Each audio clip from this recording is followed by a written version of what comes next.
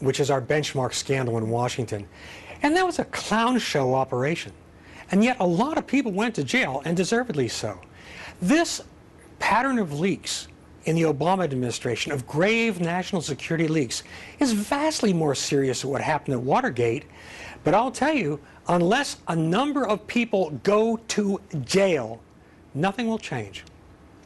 So you're backing Senator McCain's claim that there needs to be an independent prosecutor, that someone needs to be brought in from the outside to find out exactly who leaked all of this information on the computer virus, the Stuxnet program, the day of the bin Laden raid, I should say, all of this. Is that what you think is needed? Yes, absolutely. That's a start, because you can't ask the criminals to investigate themselves. You can't ask the leakers in the White House, the extended presidential executive office of the president, to investigate themselves. But you know, they say they had nothing to do with this, and they claim that it's grossly irresponsible to suggest that they did. Well, of course, you know, the best defense is a good offense. But look, every leak we've had has been to Obama's advantage, trying to portray him as a macho man, which is kind of like portraying Woody Allen as Conan the Barbarian.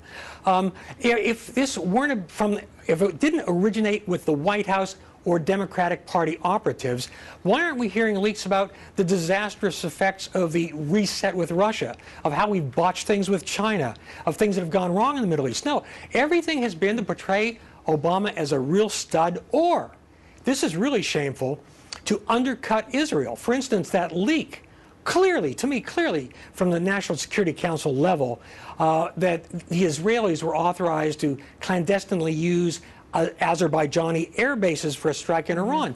They leaked that to stop Israel from doing it. I mean, this administration hates Israel, but that's another issue. The bottom line is this: national security information isn't a joke.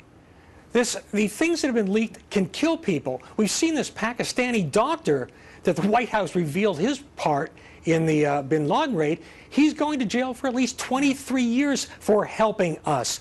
It puts agents in danger. It puts multi-billion-dollar technological programs at risk. I cannot sufficiently stress the gravity of this situation, and to their credit, I think Senator Chambliss, Senator Feinstein are taking a healthy, wise, bipartisan approach. I mean, they're not the typical clowns. These people are real legislators, and they're concerned. And again, bottom line, Martha, nobody goes to jail. Nothing changes. Nothing changes. You know, I find it really interesting that Robert Gates has been speaking out a lot. He is no longer in the administration. He apparently spoke to David Sanger, who has a new book out on this, and he claims, he's of course the former defense secretary, that he blasted the national security team in the Obama White House for blabbing, or the book claims, I should say, about the raid to kill Osama bin Laden. Shut the blank up is apparently, according to this book, what Gates told Tom Donilon, who is now the national security advisor. And basically, Gates walked into his office, according to this report, and said in his low-key way, "I have a new strategic communications approach to recommend." And then he went on to say, "Shut up," basically. He seems very upset, and he seems to want to get his story out there.